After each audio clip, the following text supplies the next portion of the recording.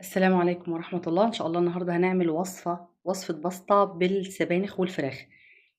اعتمدي الوصفة دي وما تعمليش غيرها بعد كده من جمالها.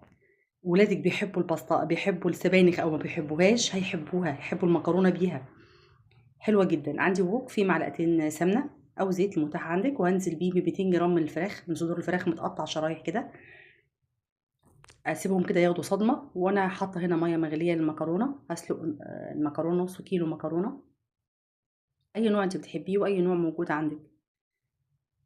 الفراخ خلاص اتشمّعت من الجهة دي، هاقلّبها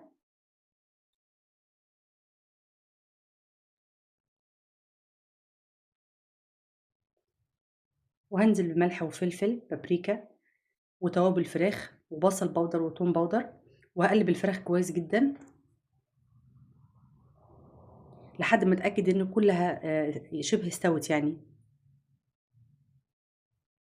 عندي كده فصّين توم مفرومين، هانزل بيهم في نُص الفراخ لحد ما يطلع منهم ريحة وأقلّب الفراخ فيهم. الفراخ كده عايزاها تتنكّه بالتوم، وبعد كده هانزل بجزرة مبشورة كبيرة وبصلاية كبيرة مبشورة متقطّعة عادي يعني، وأنتِ على قدر حُبِّك للخضار، يعني بتحبّي البصل أكتر كتّري بصل، بتحبّي جزر أكتر كتّري جزر، على قدر حُبِّك للشيء كتّري منّه. هاقلّبهم مع بعض وأغطّي عليهم لحد ما يستووا، وهانزل بكوباية من الصلصة، صلصة معمولة في البيت عادي، وهاملّحها، أضبّط الملح يعني،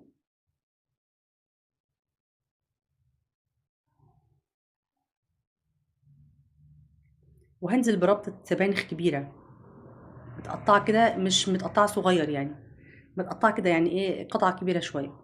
وكانت المكرونة خلصت، هانزل عليها بالمكرونة يا دوبك بس السبانخ بتاخد تقليبتين، ما باسيبهاش تعمل كتير، وهاقلّب المكرونة فيها بالراحة.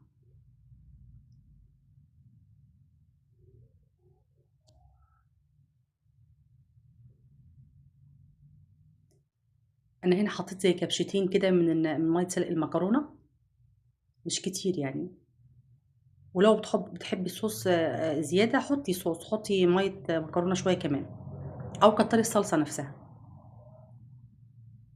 وهنا كانت خلصت الأكلة، ما خدتش حاجة مننا خالص، أكلة تحفة، أكلة تحفة ولذيذة جدًا وسهلة وما بتاخدش وقت.